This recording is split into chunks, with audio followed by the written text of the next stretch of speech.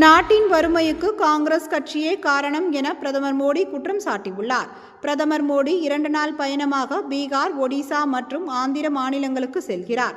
முதற்கட்டமாக பீகார் மாநிலம் சிவானில் நடைபெற்ற அரசு விழாவில் கலந்து கொண்டு பேசிய பிரதமர் மோடி, சுதந்திர போராட்டத்திற்கு பல தைரியமான வீரர்களை கொடுத்த மண்தான் பீகார் என்றார். தேஜே கூட்டணி அரசு வளர்ச்சியின் ஒரு பகுதியாக ஆயிரக்கணக்கான கோடி ரூபாய் மதிப்பிலான புதிய திட்டங்களை துவக்கியும் அடிக்கல் நாட்டியும் வைத்துள்ளோம் என்று கூறினார். காங்கிரசும் ராஷ்டிரிய ஜனதா தளம் சேர்ந்து கொள்ளையடித்து கடந்த பல ஆண்டுகளாக பீகாரை வறுமைமிக்க மாநிலமாகவும் இங்குள்ள மக்களை புலம்பெயர் தொழிலாளிகளாகவும் மாற்றிவிட்டனர் என்றார்.